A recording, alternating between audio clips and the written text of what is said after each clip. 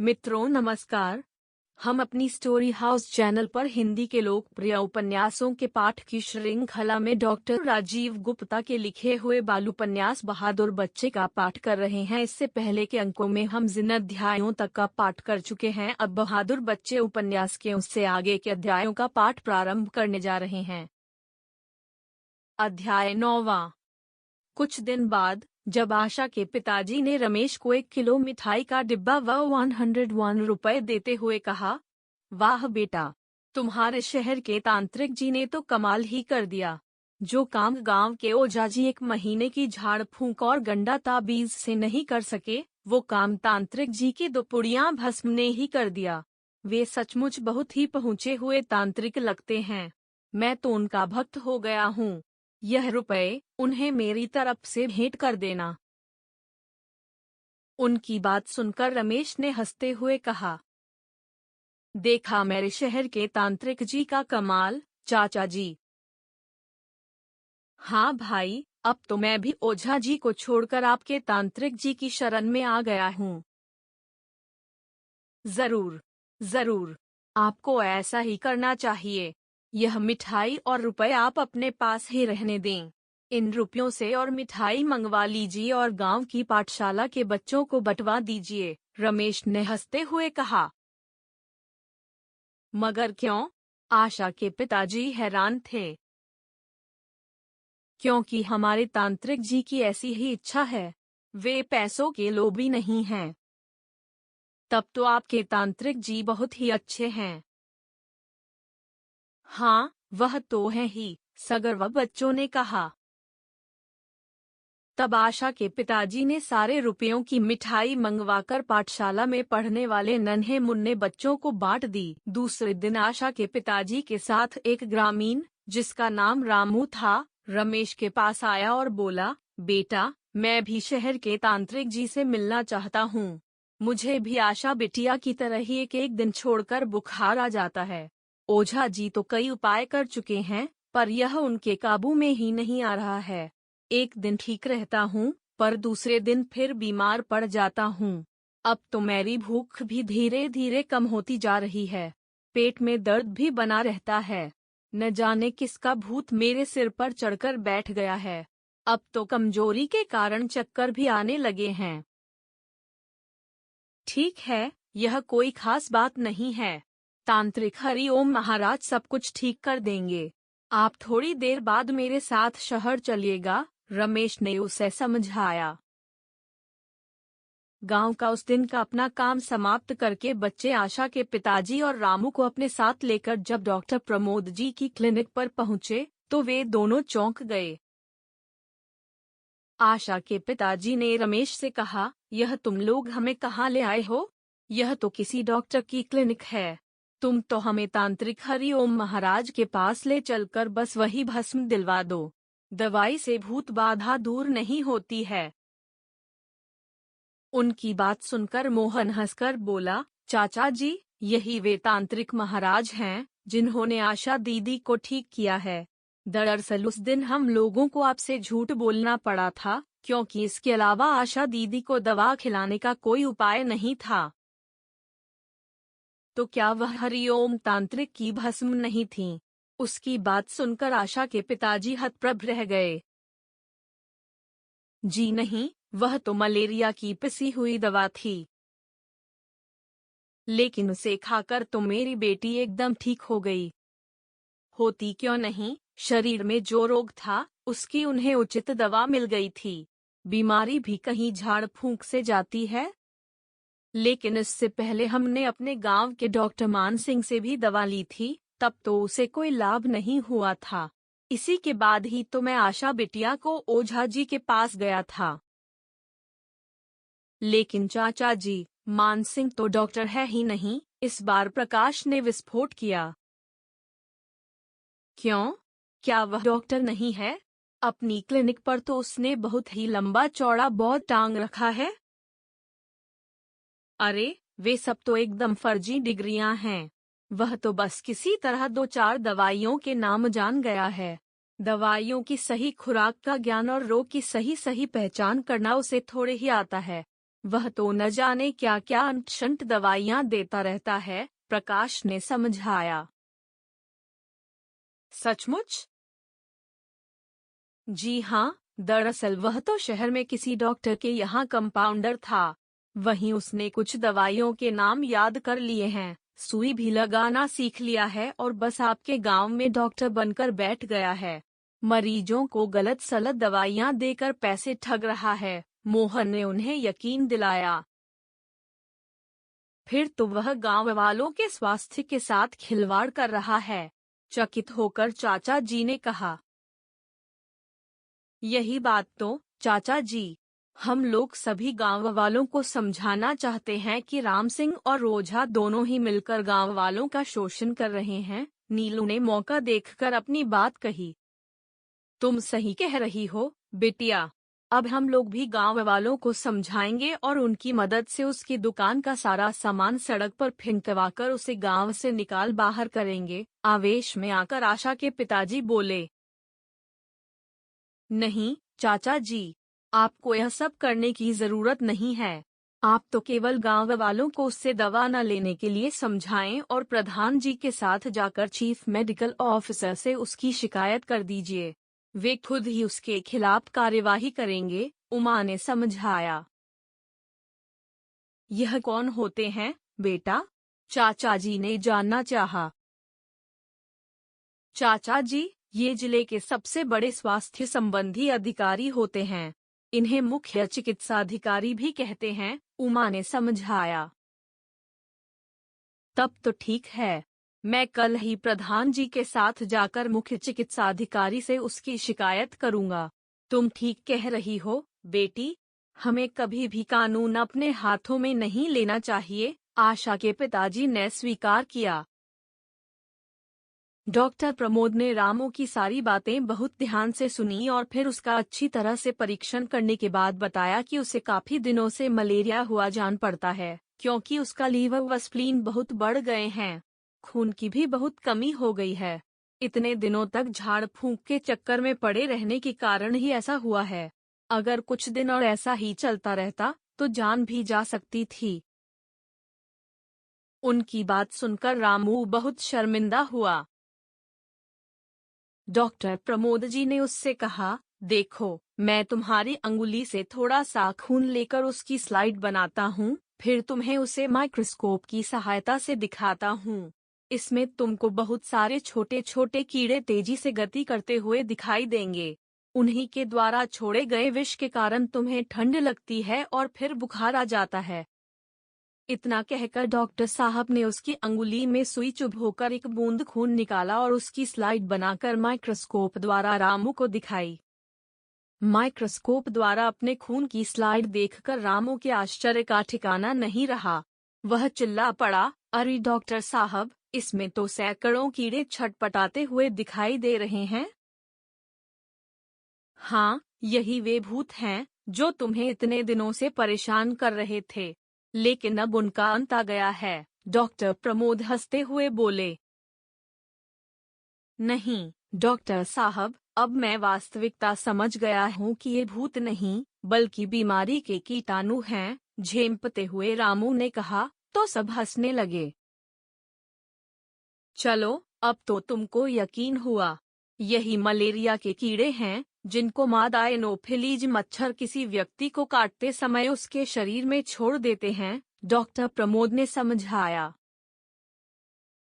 क्या सभी मच्छरों में मलेरिया के कीटाणु होते हैं, डॉक्टर साहब? आशा के पिताजी ने जानना चाहा। नहीं, केवल उन्हीं मच्छरों में जो कि मलेरिया से पीड़ित किसी व्यक्ति का खून चूसते हैं। फिर वही मच्छर अन्य किसी स्वस्थ व्यक्ति को काटते समय उसमें भी मलेरिया के कीटाणु छोड़ देते हैं। मलेरिया के ये कीटाणु एक तरह के प्रोटोजोआ होते हैं। इस तरह स्वस्थ व्यक्ति को भी मलेरिया हो जाता है, डॉक्टर प्रमोद ने समझाया। मलेरिया से बचने के लिए हमको मच्छरों से बचाव रखना चाहिए। इसके लिए हम मच्छरदानी का उपयोग कर सकते हैं। मच्छर भगाने वाली अगरबत्ती व क्रीम का उपयोग भी कर सकते हैं। इसके साथ ही हमें मच्छरों को नष्ट करने का प्रयास भी करते रहना चाहिए।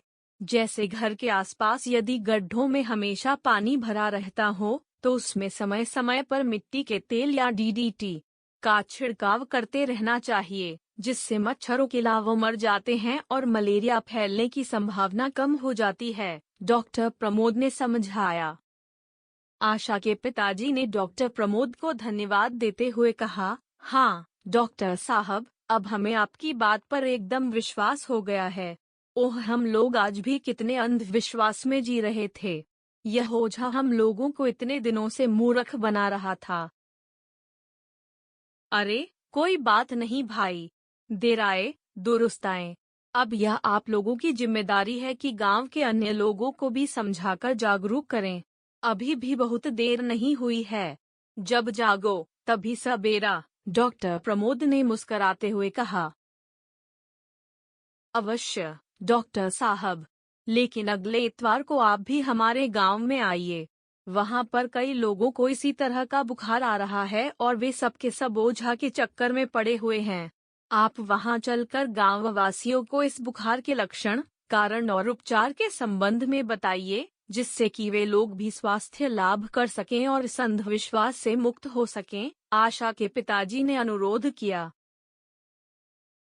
हाँ हाँ, मैं अवश्य ही अगले इतवार को आपके गांव में आऊंगा। जब ये बच्चे आपके गांव के लिए इतना कुछ कर रहे हैं, तो मेरा भी यह कर्तव्य है कि आपके गांव के लिए कुछ समय निकालूं। डॉक्टर प्रमोद ने उन्हें गांव आने का आश्वासन दिया। इसके बाद डॉक्टर प्रमोद ने रामू को कुछ दवाएं बाजार से लिखी और 4 दिन बाद पुनः आकर जांच करवाने को कहकर वहां से विदा किया। अध्याय 10वां। कुछ दिन इलाज करवाने से जब रामू एकदम से ठीक हो गया, तो कुछ अन्य ग्रामीण भी डॉक्टर प्रमोद जी के पास अपनी अपनी स्वास्थ्य संबंधी समस्याएं लेकर आए और पूरी तरह से ठीक हो गए। तो वे सब लोग डॉक्टर प्रमोद जी के मुरीद हो गए। अब गांव वासियों का विश्वास ओझा जी से पूरी तरह से उठ गया था। वे अब पहले की अपेक्षा बहुत जागरूक हो गए थे। अब वे लोग बीमार पड़ने पर ओझा जी के पास न जाकर डॉक्टर प्रमोद जी या फिर शहर के किसी अन्य डॉक्टर के पास जाते थे। ओझा जी को यह देखकर बहुत बुरा लगता था।